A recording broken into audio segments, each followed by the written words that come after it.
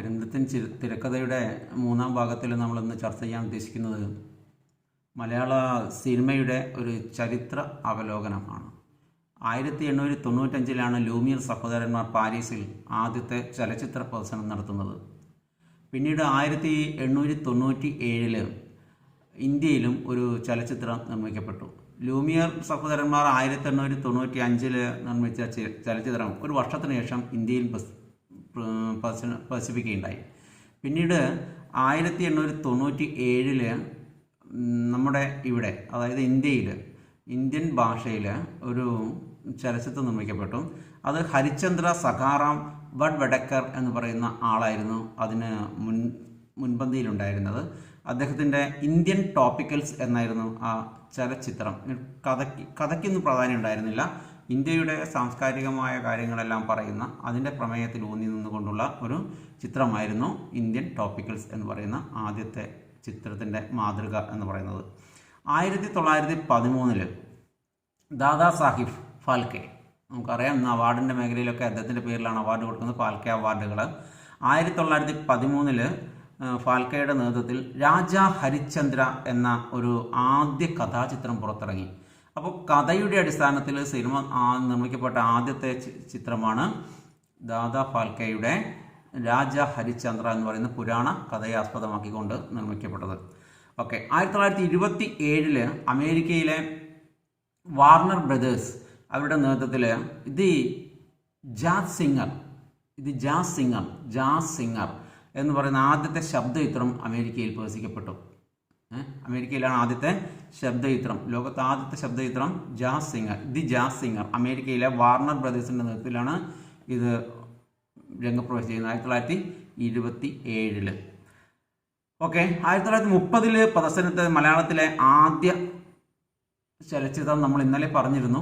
1930 പ്രദർശനത്തിലെത്തിയ മലയാളത്തിലെ ആദ്യ ചലച്ചിത്രം വിഗതകുമാരൻ ആയിരുന്നു. ഇതൊരു നിശബ്ദ ചിത്രമായിരുന്നു, ശബ്ദം ഉണ്ടായിരുന്നില്ല എന്നുള്ളതാണ് ഇതിൻ്റെ പ്രത്യേകത. പിന്നീട് 1931 പുറത്തിറങ്ങിയ ആർദേഷിർ ഇറാനിയുടെ ആലം ആര, പേര് ഓർമ്മിച്ച് വെക്കുക. 1931 പുറത്തിറങ്ങിയ ആർദേഷിർ ഇറാനിയുടെ ആലം ആര എന്താണ് ആദ്യത്തെ ശബ്ദ ചിത്രം എന്ന് പറയുന്നത്. രണ്ടാമത്തെ ചിത്രമായിട്ടുള്ള നമ്മുടെ മലയാളത്തിലെ പ്രസിദ്ധമായ നോവലായിരുന്നു മലയാളത്തിലെ ചിത്രമായിട്ടുള്ളത് മാർത്താണ്ഡവർമ്മ എന്ന പേരിലാണ് അതറിയപ്പെടുന്നത്. മാർത്താണ്ഡവർമ്മ ആരുടെ നോവലാണ്? ചരിത്ര നോവലാണ്. നമുക്കറിയാം CV രാമൻപിള്ളയുടെ ചരിത്ര നോവലാണ് മാർത്താണ്ഡവർമ്മ. ആ മാർത്താണ്ഡവർമ്മയായിരുന്നു മലയാളത്തിലെ രണ്ടാമത്തെ ചിത്രം എന്ന് പറയാം. ഓക്കെ, അതും നിശബ്ദ ചിത്രമായിരുന്നു. 1938 പുറത്തിറങ്ങിയ ബാലൻ, നമ്മൾ ഇന്നലെ ഇതും പറഞ്ഞിരുന്നു. 1938 പുറത്തിറങ്ങിയ ബാലൻ എന്ന് പറയുന്ന സിനിമയായിരുന്നു മലയാളത്തിലെ ആദ്യത്തെ ശബ്ദചിത്രം. അതും ഓർമ്മിച്ച് വെക്കണം. മലയാളത്തിലെ ആദ്യത്തെ ശബ്ദചിത്രം ബാലനായിരുന്നു, എന്നാൽ മലയാളത്തിലെ ആദ്യത്തെ ചിത്രം വിഗതകുമാരനായിരുന്നു. അത് നിശബ്ദ ചിത്രമായിരുന്നു. ഓക്കെ, അപ്പോൾ TR സുന്ദരമാണ് ബാലൻ എന്ന് പറയുന്ന സിനിമയുടെ നിർമ്മാതാവ്. TR സുന്ദരമാണ് ബാലൻ എന്ന സിനിമയുടെ നിർമ്മാതാവ്. സംവിധാനം S നെട്ടാമണി എന്ന് പറയുന്ന ആളാണ്. S നെട്ടാമണിയാണ് സംവിധാനം ചെയ്തത്. അതിൽ അദ്ദേഹം തന്നെ പിന്നീട് ജ്ഞാനാംബിക, പ്രഹ്ലാദൻ തുടങ്ങിയ ചിത്രങ്ങൾ കൂടി പുറത്തിറക്കി.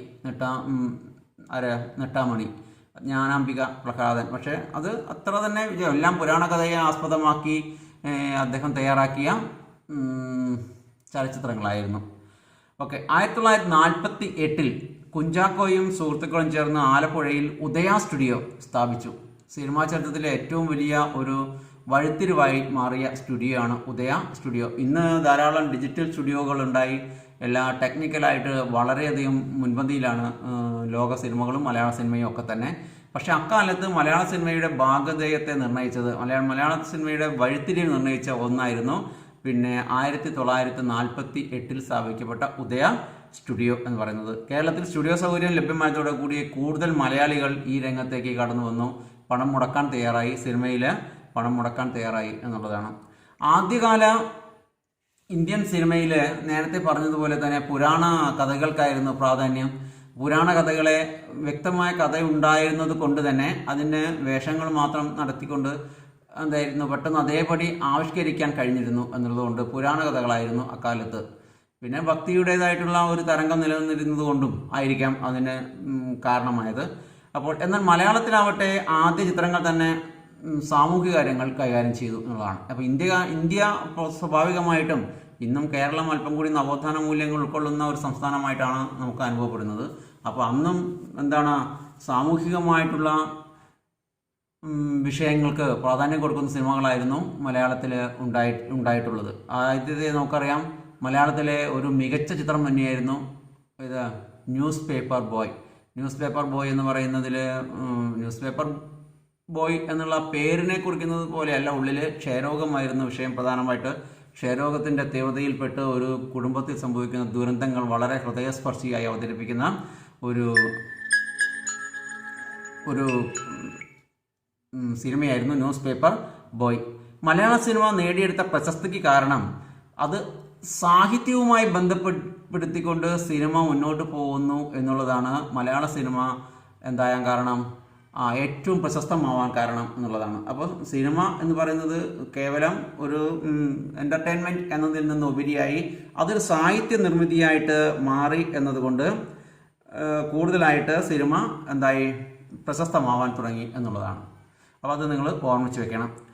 മറ്റൊരു പ്രധാനപ്പെട്ട കാര്യം, കൂടുതൽ ആളുകൾ സിനിമയുടെ സുവർണ കാലഘട്ടത്തെ ഓർമ്മിപ്പിച്ചുകൊണ്ട് മുന്നോട്ട് വന്നു. അതിൽ പ്രധാനപ്പെട്ട ആളായിരുന്നു തകഴി, കേശവ് ദേവ്, ബഷീർ, ഉറൂബ്, MT പാറപ്പുറം, K. സുരേന്ദ്രൻ, മലയാറ്റൂർ, പത്മരാജൻ, തോപ്പിൽ ബാസി, SL പുരം Sadanandan, KT Muhammad, C. Radhakrishnan, G. വിവേകാനന്ദൻ, പെരുമ്പടവം ശ്രീധരൻപിള്ള, NM പിള്ള തുടങ്ങിയവരുടെ കൃതികളെല്ലാം തന്നെ ചലച്ചിത്ര ഭാഷ്യത്തിലേക്ക് മാറിയത് മലയാള സിനിമയ്ക്ക് വലിയ വികാസം ഉണ്ടാവാൻ കാരണമായി എന്നുള്ളതാണ്. ഇതിൽ MTയുടെ നിരവധി കൃതികൾ, MTയുടെ ചെറുകഥകളടക്കം ധാരാളം കൃതികൾ അദ്ദേഹം എന്തായി തീർന്നു സിനിമയായിട്ട് മാറ്റുന്നു. ചിലത് MT തന്നെ മുൻകൈയെടുത്തു, ചിലത് മറ്റുള്ള ആളുകൾ ഏറ്റെടുത്ത് വളരെ വിജയകരമാക്കി ഏറ്റെടുക്കുകയും ചെയ്തു.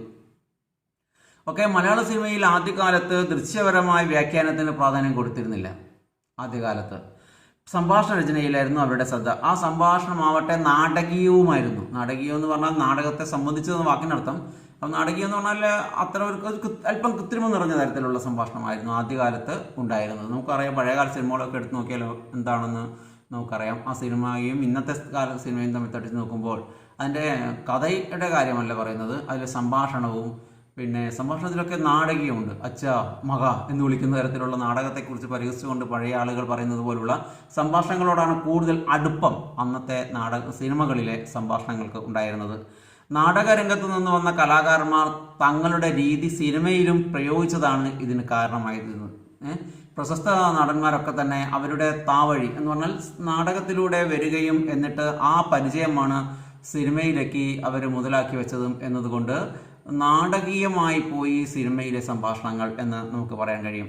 പിന്നെ മലയാള സിനിമയ്ക്ക് അതിൻ്റെ ശൈശവ ദശയിൽ വളരാൻ വേണ്ടത്ര സമയം ലഭിച്ചില്ല. പെട്ടെന്നാണ് ടെക്നിക്കലായിട്ട് ഉള്ള മാറ്റം വന്നത്. അതുകൊണ്ട് ശൈശവത്തിൽ കുട്ടിയായിരിക്കാൻ മലയാള സിനിമയ്ക്ക് അധികം കഴിഞ്ഞില്ല. അന്താരാഷ്ട്ര സിനിമയിൽ ദൃശ്യാഖ്യാന രീതി വളരെ പെട്ടെന്ന് വളർന്നു വന്നത് അനുകരിച്ചത് കൊണ്ടോ അല്ലെങ്കിൽ അതിനെ അതേപടി കൊണ്ടുവരാൻ ശ്രമിച്ചത് കൊണ്ടോ മലയാള സിനിമയ്ക്ക് കുട്ടിയായിരിക്കാൻ കഴിഞ്ഞില്ല. പെട്ടെന്ന് തന്നെ അതിൻ്റെ കൗമാരത്തിലൂടെ എന്ത് ചെയ്യുന്നു, യൗവനാവസ്ഥയിലേക്ക് എത്തുന്ന ഒരു കാഴ്ചയാണ് നമ്മൾ കണ്ടത്. പിന്നെ രാജ്യാന്തര സിനിമയായുള്ള പരിചയക്കുറവ് മലയാള സിനിമ വളർച്ചയ്ക്ക് തടസ്സമായി. അതുകൊണ്ട് നമുക്ക് ഏറ്റവും കൂടുതൽ നൂതനത്വം അനുഭവപ്പെടുന്നത് ഇന്നും ഇംഗ്ലീഷ് സിനിമയിലൊക്കെയാണ്. ഇംഗ്ലീഷ് സിനിമയിലാണ് അഭിനയത്തിൻ്റെതായിട്ടുള്ള ഒരു ചാരുത, ഒരു ഒറിജിനാലിറ്റി നമുക്ക് ഇംഗ്ലീഷ് സിനിമയിലൊക്കെ ഇന്നും കാണാൻ കഴിയും. അത് വേണ്ടത്ര വളർച്ച നമ്മുടെ മലയാള സിനിമയ്ക്ക് ഇന്നും വന്നിട്ടില്ല എന്നുള്ളതാണ്. നല്ല കഥകളില്ല, നല്ല സിനിമകളില്ല എന്നല്ല പറഞ്ഞത്. അതിൻ്റേതായിട്ടുള്ള ഒരു മേഖലയിൽ സിനിമയിലെ യാഥാർത്ഥ്യബോധത്തോട് ഒത്തുനിൽക്കുന്ന തരത്തിൽ ഉള്ള യാഥാർത്ഥ്യത്തെ അവതരിപ്പിക്കുമ്പോൾ അതിൻ്റെ കൃത്രിമത്വ സ്വഭാവം ഒഴിവാക്കാൻ പലപ്പോഴും പാശ്ചാത്യ സിനിമയ്ക്കാണ് ഇന്നും കഴിയുന്നത്.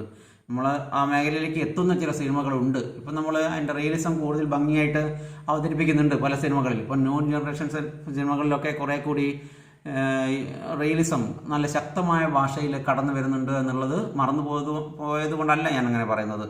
ഓക്കെ, 1966 മലയാള സിനിമയിലെ ചരിത്രപരമായിട്ടുള്ള ഒരു സംഭവം ഉണ്ടായിരുന്നു. അതായത് തകഴിയുടെ ചെമ്മീൻ എന്ന് പറയുന്ന സിനിമ. അപ്പോൾ തകഴിയുടെ ചെമ്മീൻ എന്ന് പറയുന്ന സിനിമയ്ക്ക് സ്വർണ്ണ മെഡൽ, രാഷ്ട്രപതിയുടെ സ്വർണ്ണ മെഡൽ അവാർഡ് ലഭിച്ചപ്പോൾ ദക്ഷിണേന്ത്യൻ സിനിമയ്ക്കുള്ള ആദ്യത്തെ അംഗീകാരമായിരുന്നു അത് എന്നുള്ളതാണ്. പിന്നെ അതിൻ്റെ കൂടെ വന്ന ആളുകളെ നമ്മൾ പ്രത്യേകിച്ച് നോക്കേണ്ടതുണ്ട്. അടൂർ ഗോപാലകൃഷ്ണൻ, അദ്ദേഹത്തിൻ്റെ കൊടിയേറ്റം, സ്വയംവരം, എലിപ്പത്തായം, അനന്തരം, മതിലുകൾ എന്നീ ചിത്രങ്ങൾ, ജി അരവിന്ദൻ്റെ ഉത്തരായനം, കാഞ്ചന സീത, തമ്പ്, കുമ്മാട്ടി, പോക്കുവെയിൽ, ചിദംബരം, ഒരിടത്ത് എന്നീ ചിത്രങ്ങളും ഇന്ത്യക്കകത്തും പുറത്തും മത്സര സ്വഭാവത്തോടു കൂടി ഏറ്റെടുക്കപ്പെട്ടു എന്നുള്ളതാണ്. അതോടുകൂടിയാണ് മലയാള സിനിമ ലോകോത്തര ശ്രദ്ധ നേടിയത് എന്ന് നമുക്ക് ഉറപ്പിച്ച് പറയാൻ കഴിയും. അപ്പോൾ കൃതികളുടെ പേരൊന്ന് ഓർമ്മിച്ച് വെക്കണം. അടൂർ ഗോപാലകൃഷ്ണൻ്റെ കുറച്ച് സിനിമകളെങ്കിലും ഓർമ്മിച്ച് വെക്കുക. സ്വയംവരം, കൊടിയേറ്റം, എലിപ്പത്തായം, മതിലുകൾ, പിന്നെ ജി അരവിന്ദൻ്റെ കാഞ്ചന സീത, ഉത്തരായനം, തമ്പ്, കുമ്മാട്ടി, പോക്കുവെയിൽ, ചിദംബരം, ഒരിടത്ത് എന്നീ ചിത്രങ്ങൾ ഓർമ്മിച്ച് വെക്കുക. 1982 അടൂരിൻ്റെ എലിപ്പത്തായം ബ്രിട്ടീഷ് ഫിലിം ഇൻസ്റ്റിറ്റ്യൂട്ടിൻ്റെ അവാർഡ് നേടി രംഗത്ത് എത്തിയത്. 1982 എലിപ്പത്തായത്തിന് ബ്രിട്ടീഷ് ഫിലിം ഇൻസ്റ്റിറ്റ്യൂട്ട്, അത് വളരെ വലിയ അംഗീകാരമാണ്. കാരണം മലയാളത്തിലുള്ള ഒരു ചിത്രത്തിന് റീമേക്ക് ഉണ്ടാവുകയാണ്, അതും ഇംഗ്ലീഷിൽ ഏറ്റവും കൂടുതൽ ശ്രദ്ധിക്കപ്പെട്ടു. ഇംഗ്ലീഷ് സിനിമ അന്ന് ലോകോത്തര ശ്രദ്ധ നേടിക്കൊണ്ടിരിക്കുന്ന സമയത്താണ് എലിപ്പത്തായം പോലുള്ള ഒരു കൃതിയെ ഇത്രയധികം അവർ അംഗീകരിക്കുന്നത്. അപ്പോൾ അത് വളരെ ഇന്ത്യൻ സിനിമയ്ക്ക്, ദക്ഷിണേന്ത്യൻ സിനിമകൾക്ക് കിട്ടിയ നല്ല ഒരു അംഗീകാരമാണ്. പിന്നെ അതുകൊണ്ട് മറ്റൊരു പ്രധാനപ്പെട്ട നേട്ടം എന്ന് പറയുന്നത് ഷാജി എൻ കരുണിൻ്റെ പിറവി എന്ന് പറയുന്ന ചിത്രവും അന്ന് അന്താരാഷ്ട്ര പ്രശസ്തി നേടുകയുണ്ടായി. അപ്പോൾ അതും നിങ്ങൾ ഓർമ്മയിൽ വെക്കണം.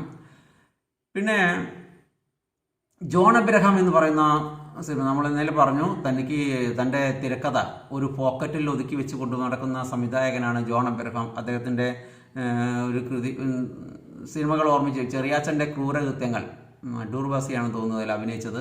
തെങ്ങിൻ്റെ മുകളിൽ കിടന്ന് ആത്മഹത്യാ ഭീഷണി മുഴക്കുന്ന ചെറിയാച്ചൻ എന്ന് പറയുന്ന കഥാപാത്രം എങ്ങനെയാണ് പ്രേക്ഷകൻ്റെ മനസ്സിൻ്റെ ഭാഗമായി തീരുന്നത് എന്നത് സിനിമയിലെ മാത്രം തന്ത്രമാണ്. ആ തന്ത്രം വിജയിപ്പിച്ചെടുക്കാൻ പോകുന്ന സിനിമാ രീതിയായിരുന്നു ജോൺ എബ്രഹാമിൻ്റെ. അദ്ദേഹത്തിൻ്റെ അമ്മയറിയാം എന്ന് പറയുന്നത് ഒരു പ്രത്യേക അനുഭവമാണ്.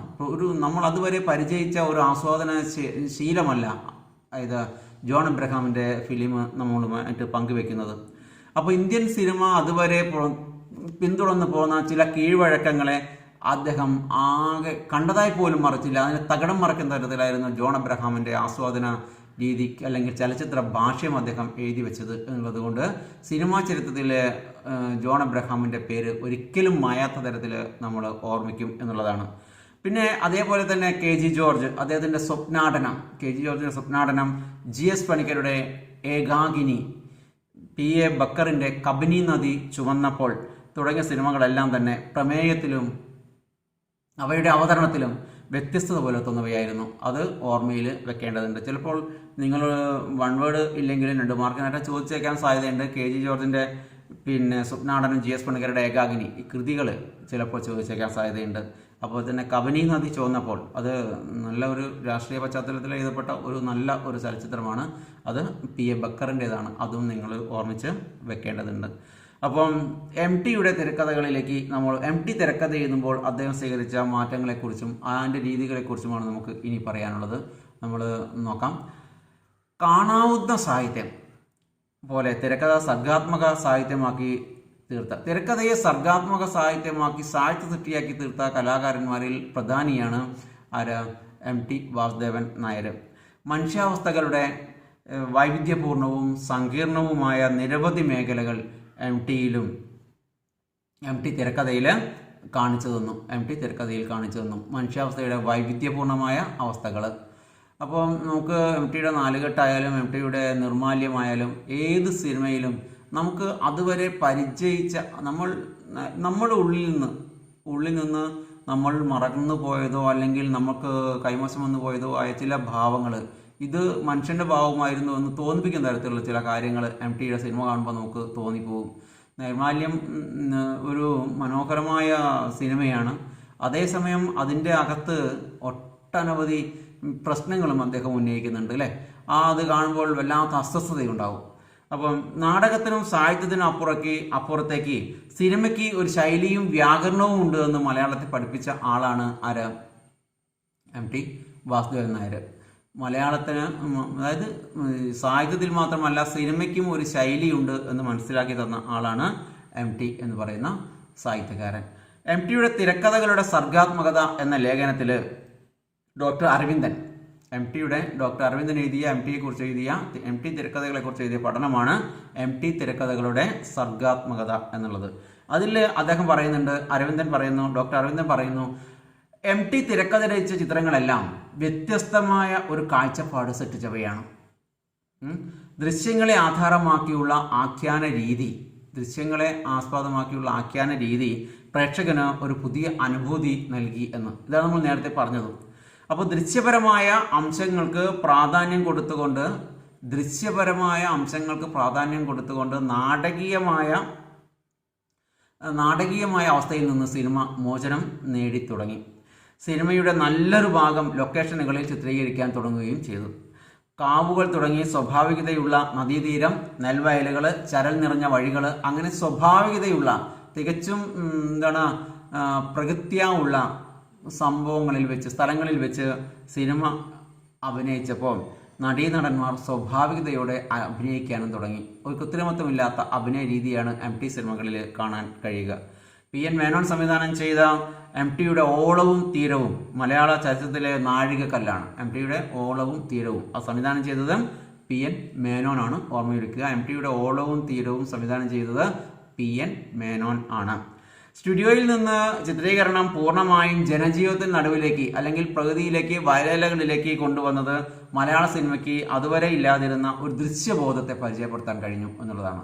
വളരെ വലിയ നേട്ടമായിട്ട് നമ്മൾ കണക്കാക്കണം. അതായത് സ്റ്റുഡിയോയ്ക്കുള്ളിൽ നിന്ന് എന്ത് ചെയ്തു, സിനിമയെ പുറത്തേക്ക് വിട്ടു എന്നുള്ളതാണ്, പ്രകൃതിയിലേക്ക് വിട്ടു എന്നാണ്. അപ്പോൾ തികച്ചും പ്രകൃതിയുടെ മടിത്തട്ടിൽ വെച്ച് നടക്കുന്ന സിനിമ ചിത്രീകരണം പുതിയ ഒരു നവാനുഭവത്തെയായിരുന്നു മലയാളികൾക്ക് സമ്മാനിച്ചത്. 1960കളിൽ കുറച്ച് കൂടി നല്ല ചിത്രങ്ങൾ, കുറച്ച് മലയാള ചിത്രങ്ങൾ അന്ന് ശ്രദ്ധേയമായി 60കളിൽ അത് കൂടുതലായിട്ടും MTയുടേതായിരുന്നു എന്ന് നമ്മൾ മനസ്സിലാക്കണം. MTയുടെ രചനകളിലൂടെ ഒരു പുതിയ അവസ്ഥ സിനിമ തന്നെ ഉണ്ടായിത്തീർന്നു. എഴുത്തുകാരൻ്റെ ലേബലിൽ അറിയപ്പെടാൻ തുടങ്ങി MT. പിന്നീട് അദ്ദേഹം തിരക്കഥാകൃത്തിൻ്റെ ലേബലിൽ അറിയപ്പെടാൻ തുടങ്ങി. അപ്പോൾ അതാണ് MTയുടെ കഴിവ്. എഴുത്തുകാരനും തിരക്കഥാകൃത്തും എല്ലാമായിട്ട് MT അത് ചെയ്തു, മികവെടുത്തു. മലയാള സിനിമയിൽ അറിയപ്പെടുന്ന തിരക്കഥാകൃത്തിൻ്റെ കൂട്ടത്തിലും എഴുത്തുകാരൻ്റെ കൂട്ടത്തിലും ആരെയായിത്തീർന്നു? MT ആയിത്തീർന്നു എന്നുള്ളത്, MT പേരെടുത്തു എന്നുള്ളതാണ്. അപ്പോൾ അദ്ദേഹത്തിൻ്റെ മുറപ്പെണ്ണ്, ഇരുട്ടിൻ്റെ ആത്മാവ്, ഓർമ്മ ഭ്രാന്തൻ വേലായുധൻ എന്ന് പറയുന്ന കഥ, ഇരുട്ടിൻ്റെ ആത്മാവ്, നഗരമേനന്തി, ഓളവും തീരവും, പഞ്ചാഗ്നി, ഒരു വടക്കൻ വീരഗാഥ, വൈശാലി, പെരുന്തച്ചൻ, ദയ തുടങ്ങിയ സിനിമകളെല്ലാം തന്നെ അതിൻ്റെ സംവിധായകരെക്കാൾ തിരക്കഥാകൃത്തായ MTയുടെ പേരിലാണ് അറിയപ്പെട്ടിരുന്നത്. സംവിധായകൻ ചില സമയങ്ങളിലൊക്കെ സംവിധാനം MT തന്നെയായിരിക്കും, എങ്കിൽ കൂടിയിട്ട് തിരക്കഥാകൃത്തിൻ്റെ പേരിലാണ് MTയുടെ സിനിമകൾ അറിയപ്പെടുന്നത്. അപ്പോൾ എന്താണെന്ന് വെച്ചാൽ സിനിമയുടെ മേഖലയിലേക്ക് കടന്നു വന്നപ്പോൾ അതിൻ്റെ മുഴുവനായിട്ട് സ്വാധീനിക്കാൻ MTയുടെ തിരക്കഥകൾക്ക് സാധിച്ചു എന്നുള്ളതാണ് അതിൻ്റെ ഏറ്റവും വലിയ മെച്ചമായിട്ട് നമുക്ക് കാണാൻ കഴിയുന്നത്. പിന്നെ MT സിനിമയിൽ ഒരു സിനിമയ്ക്ക് ആവശ്യമുള്ള ഘടകങ്ങളെക്കുറിച്ചെല്ലാം MTയുടെ തിരക്കഥകളിൽ സൂചനകളുണ്ടാവും. അതുകൊണ്ട് തന്നെ സംവിധായകന് അതൊരു എളുപ്പമാണ്. കാരണം ഏറ്റവും വിലപ്പെട്ട സംഭാവനകൾ എന്തെല്ലാമാണോ അതെല്ലാം വ്യക്തമായിട്ട് രേഖപ്പെടുത്തിയിട്ടുണ്ടാവും അതിൽ. പലപ്പോഴും സംവിധായകന് ക്രിയാത്മകമായി ഒന്നും ചെയ്യേണ്ടി വരാറില്ല. ഛായാഗ്രഹണ യന്ത്രവും എഡിറ്റിംഗ് സാധ്യതകളും മുന്നിൽ കണ്ടുകൊണ്ടാണ് അദ്ദേഹം തിരക്കഥ തയ്യാറാക്കുന്നത്. ഓക്കെ, തൻ്റെ തിരക്കഥ രചനാ രീതിയെക്കുറിച്ച് MT പറയുന്നത് ഇങ്ങനെയാണ്: തിരക്കഥ എഴുതാൻ തുടങ്ങുന്ന കാലത്ത് ഞാൻ സിനിമയെക്കുറിച്ച് അത്രയൊന്നും പഠിച്ചിട്ടില്ല. ഞാൻ എഴുതാൻ ഉദ്ദേശിച്ച കഥ സിനിമയായി സങ്കല്പിച്ച് മനസ്സിൽ പല പ്രാവശ്യം ഇട്ട് ഓടിക്കും. അങ്ങനെയൊരു ദൃശ്യരൂപം സങ്കല്പിച്ച് എഴുതുമ്പോൾ ഓരോ സീനിലും സങ്കല്പങ്ങൾ കൂടുതൽ വിശദമായി ഞാൻ എഴുതാറുണ്ട്. പറയുന്ന വാക്കിനും നടക്കുന്ന പ്രവൃത്തിക്കുമിടയിൽ കഥാപാത്രത്തിൻ്റെ മനസ്സിൽ അപ്പോൾ എന്തൊക്കെ നടക്കുന്നുവെന്ന് സൂചനകൾ കൂടി ഉൾപ്പെടുത്താനും ശ്രമിക്കാറുണ്ട് എന്ന് MT പറയുന്നു. ഈ രീതിയിൽ തന്നെ തിരക്കഥ എഴുതാൻ പ്രേരിപ്പിച്ചത് റഷ്യൻ ചലച്ചിത്രകാരനായ ഐസൻസ്റ്റീൻ ആണ് എന്നാണ് MT പറയുന്നത്. ഈ രീതിയിൽ എഴുതാൻ തന്നെ പ്രേരിപ്പിച്ചത് ഐസൻസ്റ്റീൻ ആണ് എന്നാണ് MT പറയുന്നത്. ബെർഗ്മാനോ ഗോദാർദോ അന്റോണിയോ അല്ല, തന്നെ പഠിപ്പിച്ചത് ഐസൻസ്റ്റീൻ ആണ് എന്ന് തന്നെയാണ് അദ്ദേഹം പറയുന്നത്. കാരണം മികച്ച ചരിത്രകാരന്മാർ വേറെയുമുണ്ട്, പക്ഷേ MTയെ ഇങ്ങനെ എഴുതാൻ പ്രേരിപ്പിച്ചത്, അദ്ദേഹത്തിൻ്റെ ശൈലിയെ ഉണ്ടാക്കിയെടുക്കാൻ പ്രേരിപ്പിച്ചത് അതാണ് റഷ്യൻ ചലച്ചിത്രകാരനായ ഐസൻസ്റ്റീൻ ആണ് എന്ന് അദ്ദേഹം പറയുന്നുണ്ട്. ചെയ്യാൻ പോകുന്ന കാര്യങ്ങളെല്ലാം മനസ്സിൽ വെച്ച് കിഴിച്ച് ബാക്കി കടലാസിലാക്കിയാൽ മതിയെന്ന് കരുതിപ്പോകുന്നവരാണ് ഇപ്പറഞ്ഞ പ്രഗത്ഭർ എല്ലാം. അപ്പോൾ ഐസൻസ്റ്റീൻ ആവട്ടെ എന്താണ്, പ്രമേയവും കഥാപാത്രങ്ങളും സന്ദർഭങ്ങളും തന്നിൽ ആദ്യം ഉണ്ടാക്കിയ പ്രതികരണങ്ങൾ മുഴുവൻ കടലാസിലാക്കാൻ നിർബന്ധം കാണിച്ചിരുന്നു. അതായത് ഒരു സിനിമയുമായി ബന്ധപ്പെട്ട എല്ലാ അനുരണനങ്ങളും അതിൻ്റെ എല്ലാ പ്രതിധ്വനികളും വിട്ടുപോവാതെ കടലാസിലേക്ക് മാറ്റി എഴുതിയിട്ട് ശേഷം സിനിമയ്ക്ക് തയ്യാറാവുന്ന ആളാണ് ഐസൻസ്റ്റീൻ എന്ന് പറയുന്നത്. ആ ഐസൻസ്റ്റീൻ്റെ മാതൃകയാണ് MT തിരക്കഥാ രചനയിലും പിന്തുടരുന്നത്. നോക്കുക, അദ്ദേഹത്തിൻ്റെ വടക്കൻ വിരാതം നിങ്ങൾ കണ്ടിട്ടുണ്ടാവും. അതിൽ സീൻ 20 ഉദാഹരണമായിട്ട് നമ്മൾ പറയുകയാണ്. സീൻ അടുത്ത ഒരു പകൽ, പുത്തൂരം വീട്, ഉണ്ണിയാർച്ചയുടെ മുറിയാണ്. അകത്ത് അവൾ കുളി കഴിഞ്ഞ് വന്ന ശേഷം ഒരുങ്ങുകയാണ്. പൂക്കുല ഞൊറിഞ്ഞു വെച്ച് ഉടുക്കുന്നതിൽ ഒരു ദാസിപ്പെണ്ണ് സഹായിക്കുന്നുണ്ട്. പൊന്നിൻ തോട, രാമായണം കുത്തിയ വടകൾ, 6 വിരലുകളിൽ പൊന്മോതിരം, ഉടുത്തതിനു മീതെ കോട്ടമ്പടി വെച്ച പൊന്നരഞ്ഞാൻ. 6 മുള കണ്ണാടിയിൽ തൻ്റെ പൊട്ട് ശരിപ്പെടുത്തുമ്പോഴാണ് ചന്തു പുറത്തു വന്ന് നിൽക്കുന്നത്. ഉണ്ണിയാർച്ച പറയുകയാണ്, കഴിഞ്ഞു, അകത്ത് വരാമല്ലോ ചന്തു, അകത്ത് വരാമല്ലോ. മുണ്ട്, 2ാം മുണ്ട് തോളിൽ, മടിയിൽ തെച്ചിപ്പൂ ഒക്കെ ആയിട്ടാണ്. ഉണ്ണിയാർച്ച, അച്ഛൻ തേവാരക്കൊട്ടയിൽ നിന്ന് പുറത്തു വന്നോ? ഞാൻ ഒഴുകി കഴിഞ്ഞു. മനസ്സിലാവാതെ ചന്തു, എങ്ങോട്ട്? ഉണ്ണിയാർച്ച, ആറ്റുമണമേൽ. ചന്തു ശ്രദ്ധിക്കുന്നു. അകത്തെ നീരസം പുറത്തു കാട്ടാതെ ഒരു നിർവികാര ഭാവത്തിൽ. പ്രതിപാദനത്തിനനുസരിച്ചുള്ള ചിത്രീകരണമാണ് നാം സിനിമയിലും കാണുന്നത്. സ്വന്തം ചെറുകഥകളെ ആസ്പദമാക്കി MT അധികവും തിരക്കഥ രചിച്ചിട്ടുള്ളത്. മുറപ്പെണ്ണ്, ഇരുട്ടിൻ്റെ ആത്മാവ്, പകൽക്കിനാവ്, നഗരമേ നന്ദി, ഓളവും തീരവും, കുട്ടിയടത്തി, മാപ്പുസാക്ഷി, നിർമാല്യം, ബന്ധനം, ഇടവഴിയിലെ പൂച്ച, മിണ്ടാപ്പൂച്ച, നീലത്താമര, ഓപ്പോൾ, വളർത്തുമൃഗങ്ങൾ, വാരിക്കുഴി, ആരൂഢം, ആൾക്കൂട്ടത്തിൽ തനിയെ. അപ്പം എന്നീ സിനിമകളെല്ലാം MTയുടെ ചെറുകഥകളെ ആസ്പദമാക്കിയിട്ട് എഴുതിയവയാണ്. അസുരവിത്ത്, പാതിരാവും, പകൽ വെളിച്ചവും, മഞ്ഞ് തുടങ്ങിയ ചലച്ചിത്ര തിരക്കഥകൾ MT നോവലുകളെ ആസ്പദമാക്കിയാണ് തുടങ്ങിയത്. ഇതിൽ മഞ്ഞ് നോവലേറ്റ് എന്ന് പറയുന്ന വിഭാഗത്തിൽപ്പെടുന്നതാണ്, എങ്കിലും നോവലിനെ കൂട്ടത്തിൽപ്പെടുത്താം. ഒരു വടക്കൻ വീരകഥ, വൈശാലി, പെരുന്തച്ചൻ, ദയ തുടങ്ങിയ തിരക്കഥകൾ, വടക്കൻ പാട്ട്, മഹാഭാരതം, ഐതിഹ്യം, അറബിക്കഥ തുടങ്ങിയവയിൽ നിന്നും ആശയം സ്വീകരിച്ച് എഴുതിയവയുമാണ്. നമുക്ക് പഠിക്കാനുള്ളത് പെരുന്തച്ചൻ, അതും എന്താണ്, ഐതിഹ്യമാലയിൽ നിന്നും എടുത്ത ഒരു കഥയാണ്. ഈ ചിത്രങ്ങളെല്ലാം നാടകീയ സ്വഭാവമാർന്ന ചിത്രങ്ങളിൽ നിന്ന് സിനിമാറ്റിക് സ്റ്റൈലിലെ ചിത്രങ്ങളിലേക്ക് പരിവർത്തനം യാഥാർത്ഥ്യമാക്കിയവയാണ്. MTയുടെ കഥാപാത്രങ്ങൾ സംസാരിക്കുന്ന യന്ത്രങ്ങളല്ല. ശ്രദ്ധിക്കണമെന്നുണ്ട് ഈ സെന്റൻസ്. MTയുടെ കഥാപാത്രങ്ങൾ സംസാരിക്കുന്ന യന്ത്രങ്ങളല്ല. പറയാത്ത വാക്കുകളിലൂടെ, ഒതുക്കിയ വികാരങ്ങളിലൂടെ അവർ മനസ്സിൻ്റെ വാതിൽ പ്രേക്ഷകരുടെ മുമ്പിൽ തുറന്നു വെക്കുകയാണ്. പെരുന്തച്ചൻ തിരക്കഥയിലെ രംഗം ശ്രദ്ധിച്ചാൽ ഇത് മനസ്സിലാവും.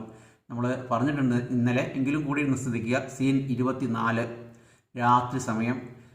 പന്തവും കോൽവിളക്കുമായി ഉണ്ണിത്തമ്പുരാനും സംഘവും കോവിലകത്തിൻ്റെ പിൻമുറ്റത്തേക്ക് കടക്കുമ്പോൾ തമ്പുരാൻ ക്ഷീണിച്ച്, മംഗലത്തെ പടിപ്പുരയിലിരുന്നാൽ ഈ നേരത്ത് ഇവിടെ എത്തില്ല അല്ലേ ചോമാറി എന്ന് പറയുകയാണ്. തമ്പുരാൻ അവിടെ പോയി വരുന്ന രംഗമാണ്. അപ്പോൾ തമ്പുരാൻ കൊലായിലിരിക്കുകയാണ്. നിങ്ങൾ ശ്രദ്ധിക്കണം, തമ്പുരാൻ കൊലായിലിരിക്കുക. സിനിമ ഇപ്പോൾ നിങ്ങൾ കണ്ടതായിരിക്കും. തമ്പുരാൻ കൊലായിലിരിക്കുകയാണ്, വാതിൽ തുറന്നിട്ടുണ്ട്. അപ്പോൾ രാത്രി വളരെ വൈകിയ സമയമാണ്. അപ്പോൾ മുകളിലെ തുറന്നു കിടക്കുന്ന ഇരുണ്ട പടിഞ്ഞാറൻ വാതിൽ കൈവിളക്കുമായി പെരുന്തച്ചൻ അകത്തു നിന്നാണ് വരുന്നത്. തമ്പുരാൻ അവിടെ ഉണ്ടായിരുന്നില്ല, ഉണ്ണിത്തമ്പുരാൻ അവിടെ ഉണ്ടായിരുന്നില്ല. അപ്പോൾ പെരുന്തച്ചൻ കൈവിളക്കുമായി തമ്പുരാട്ടിയുടെ മുറിയിൽ നിന്ന് പുറത്തേക്ക്, പ്രധാന വാതിൽ കടന്ന് പുറത്തേക്ക് വരികയാണ്. തമ്പുരാൻ അന്തം വിട്ട് നോക്കി നിൽക്കുമ്പോൾ പെരുന്തച്ചൻ ഇറങ്ങി വരുന്നു. തമ്പുരാൻ ആകെ അസ്വസ്ഥത.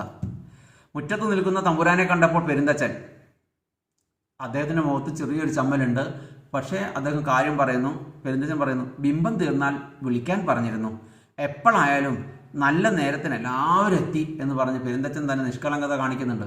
ബിംബത്തിൻ്റെ പണി കഴിഞ്ഞാൽ തമ്പുരാട്ടിയെ വിളിക്കാൻ പറഞ്ഞിരുന്നു, എന്തായാലും നിങ്ങൾ എല്ലാവരും ഇപ്പോൾ എത്തിയല്ലോ എന്നാണ് പറയുന്നത്. തമ്പുരാൻ രാമനെ ഏതാനും നിമിഷങ്ങൾ നോക്കുന്നു. നീരസം മറച്ചു പിടിച്ച തമ്പുരാൻ തീർന്നോ എന്ന് ചോദിക്കുന്നു.